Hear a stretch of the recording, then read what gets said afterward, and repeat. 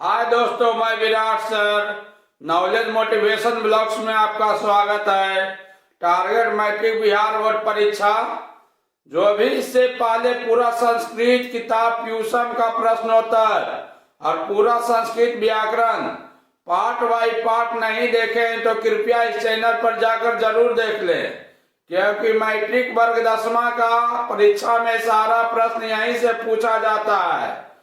तो आज हम मैट्रिक 10वां का हिंदी गोधूली किताब का पाठ 5वां नागरी लिपि का प्रश्नोत्तर करने वाले हैं, जिसके लेखक गुणाकर मूले जी हैं, जो परीक्षा की दृष्टि से बहुत जरूरी है। तो समय न गवाते हुए, क्योंकि वक्त का मैं जितना दम है उतना लगा दो, कुछ लोगों को मैं जगाता हूं और कुछ लोगों को आप जगा दो। तो ये रहा आज का सारा प्रश्न। प्रश्न संख्या 1 है, चैप्टर का नाम है नागरी लिपि, लेखक है गुणाकर मूले, यह निबंध है। तो क्वेश्चन संख्या 1 है, नागरी लिपि निबंध के लेखक कौन है? तो गुणाकर मूले। क्वेश्चन संख्या 2 है, नागरी लिपि शीर्षक पाठ साहित्य की कौन सी विधिया है? तो निबंध है। क्वेश्चन संख्या 3 है, गुणाकर मूले का जन्म कब और कहां हुआ? तो 1935 ईस्वी में अमरावती जिला, जो कि महाराष्ट्र राज्य में पड़ता है। प्रश्न संख्या 4 है, नागरी लिपि के आरंभिक लेख कहां से मिलता है? तो दक्षिण भारत से। क्वेश्चन संख्या 5 है, बेतमा दान पत्र किस सदी का है? तो 1020 ईस्वी का है। तो यहां पर सदी हो जाएगा 11वीं सदी। अगला क्वेश्चन है 6 नंबर, उत्तर भारत से नागरी लिपि का लेख कब मिला? तो 8वीं सदी में। 8वीं सदी में उत्तर भारत से नागरी लिपि का लेख मिला। प्रश्न संख्या 7 है, गुणाकर मूले मिडिल स्तर की पढ़ाई किस भाषा से किए थे? तो मराठी भाषा से किए थे। प्रश्न संख्या 8 है, गुणाकर मूले ने अंग्रेजी और हिंदी की पढ़ाई कहां पर की? तो वर्धा में की। तो क्वेश्चन संख्या 9 है, हिंदी भाषा और नेपाली भाषा किस लिपि में लिखी जाती है? तो देवनागरी लिपि, और मराठी भी इसी भाषा में लिखी जाती है। प्रश्न संख्या 10 है, गुणाकर मूले किस पुस्तक में पुरानी लिपियों की विस्तृत जानकारी दी है? तो अक्षर कथा। क्वेश्चन संख्या 11 है, गुप्तों की राजधानी को क्या कहा जाता था? तो देवनगर। प्रश्न संख्या 12 है, बांग्ला लिपि को प्राचीन नागरी लिपि की क्या कहा जाता था? तो बाहन। क्वेश्चन संख्या 13 है, केरल के शासकों के द्वारा सिक्कों पर वीर केरलस शब्द किस लिपि में लिखी गई है? तो नागरी लिपि में। प्रश्न संख्या 14 है, पहले पहल किन राजाओं के लेखों के लिपि को नंदी नागरी नाम दिया गया था? तो विजयनगर के राजाओं का। प्रश्न संख्या 15 है, उत्तर भारत की विशेष स्थापत्य शैली को क्या कहते हैं? तो नागर शैली। क्वेश्चन संख्या 16 है, देवनागरी लिपि में मुद्रण के टाइप कब बने?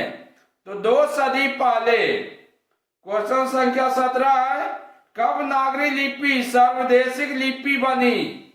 तो 8वीं 11वीं सदी में, यानी 8वीं से 11वीं सदी में। प्रश्न संख्या 18 है, पहले दक्षिण भारत की नागरी लिपि क्या कहलाती थी? तो सिद्धम। प्रश्न संख्या 19 है, गुणाकर मूले के विभिन्न विषयों पर कितने निबंध लिखे गए हैं? तो 2500 से अधिक निबंध लिखे गए हैं।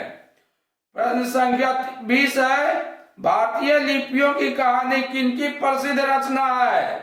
तो गुणाकर मूले जी का। प्रश्न संख्या 21 है, किस सदी में इस्लामी शासक का आरंभ काल माना जाता है? तो 12वीं सदी में। प्रश्न संख्या 22 है, गुणाकर मूले की मृत्यु कब हुई? तो 2009 ईस्वी में। प्रश्न संख्या 23 है, किस मुगल शासक ने अपने सिक्कों पर राम सीता की आकृति और नागरी लिपि में राम ये शब्द अंकित करवाया था? तो अकबर शासक ने, अकबर मुगल शासक जो हुमायूं का बेटा था और बाबर का पोता था। क्वेश्चन संख्या 24 है, नागरी लिपि पाठ किस पुस्तक से लिया गया है? तो भारतीय लिपियों की कहानी नामक पुस्तक से। प्रश्न संख्या 25 है, टकसाल का संबंध किस चीज से है? तो सिक्कों से है। टकसाल का संबंध सिक्का से है।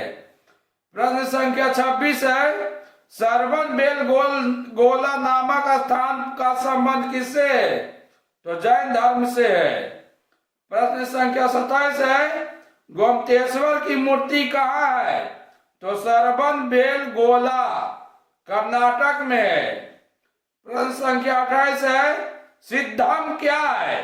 तो एक प्रकार की लिपि है।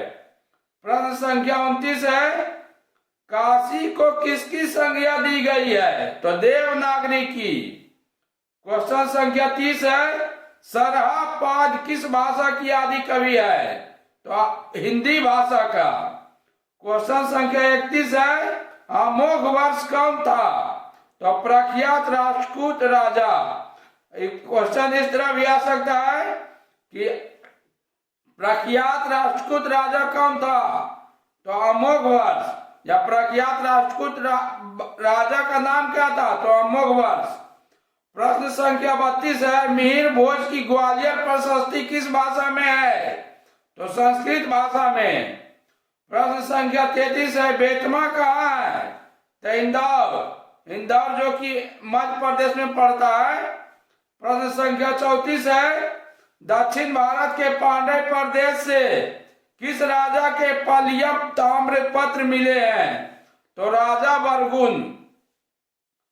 प्रश्न संख्या 35 है, नागरी लिपि का प्राचीनतम लेख किस प्रदेश से मिलते हैं? तो दक्कन प्रदेश से। प्रश्न संख्या 36 है, दोहा कोश किसकी कृति है? तो सरहापाद की। प्रश्न संख्या 37 है, किस सदी के केरल के शासकों के सिक्कों पर वीर केरलस जैसे शब्द देवनागरी लिपि में अंकित है? तो 12वीं सदी। प्रश्न संख्या 38 है, ईसा की किस सदी के विजयनगर के शासकों ने अपने लेखों की लिपि को देवनागरी कहा था? तो 14वीं से 15वीं सदी में। क्वेश्चन संख्या 39 है, गुणाकर मूले की सबसे प्रसिद्ध पुस्तक का नाम क्या है? तो अक्षर कथा। प्रश्न संख्या 40 है, गुणाकर मूले ने अपनी किस पुस्तक में संस्कार की प्रायः सभी प्रमुख पुरालिपियों की विस्तृत जानकारी दी है? तो अक्षर कथा। क्वेश्चन संख्या 41 है, महमूद गजनबी के बाद किस किस शासक ने अपने सिक्कों पर देवनागरी शब्द खुदवाए हैं? तो मोहम्मद गौरी, अलाउद्दीन खिलजी और शेरशाह। प्रश्न संख्या 42 है, नक्षत्र लोक किस लेखक की कृति है? तो गुणाकर मूले। प्रश्न संख्या 43 है, धारा नगरी के कौन परमार शासक विद्यानुरागी थे? तो राजा भोज। प्रश्न संख्या 43 है, धारा नगरी के कौन परमार शासक विद्यानुरागी थे? तो राजा भोज। प्रश्न संख्या 44 है, चंद्रगुप्त द्वितीय जिसका ही उपनाम था विक्रमादित्य, चंद्रगुप्त द्वितीय का व्यक्तिगत नाम क्या था? तो देव था। प्रश्न संख्या 45 है, रामायण महाकाव्य की रचना किस भाषा में हुई है? तो संस्कृत भाषा में। प्रश्न संख्या 46 है, तमिल, मलयालम, तेलुगु और कन्नड़ भाषाएं किस क्षेत्र की है? तो दक्षिणी भारत की है। यानी दक्षिण भारत क्षेत्र का भाषा तमिल, मलयालम, तेलुगु और कन्नड़। प्रश्न संख्या 47 है, बिहारी भाषी लोग किस क्षेत्र में आते हैं? तो उत्तर भारत में। प्रश्न संख्या 48 है, नेवारी भाषा किस लिपि में लिखी जाती है? तो देवनागरी लिपि में। प्रश्न संख्या 49 है, लिपि का अर्थ क्या होता है? तो ध्वनियों के लिखित चिन्ह। लिपि का अर्थ होता है ध्वनियों की लिखित चिन्ह। प्रश्न संख्या 50 है, राम सीए शब्द का अर्थ क्या होता है? तो राम और सीता। हमारा इच्छा सबको शिक्षा। एक मोटिवेशन है इस तरह बच्चों, अगर मैट्रिक बोर्ड परीक्षा पार है तो हम भी स्टूडेंट्स हैं, जब तक तोड़ेंगे नहीं, जब तक छोड़ेंगे नहीं। अगर मैट्रिक बोर्ड परीक्षा पार है तो हम भी स्टूडेंट्स हैं, जब तक तोड़ेंगे नहीं तब तक छोड़ेंगे नहीं। तो वेल दोस्तों, मिलते हैं अगले वीडियो में अगले पार्ट के साथ। दोस्तों, जब तक परीक्षा खत्म ना हो जाए तब तक पढ़ाई करते रहो, क्योंकि ये दुनिया मेहनत नहीं रिजल्ट देखती है। एक बात और दोस्तों, हमेशा राज में कहीं पर भी और कहीं भी या किसी भी समय हमेशा राज में रिवीजन करते रहिएगा, क्योंकि कहा गया है जैसा रिवीजन होता है वैसा डिवीजन आता है। ओके बाय दोस्तों।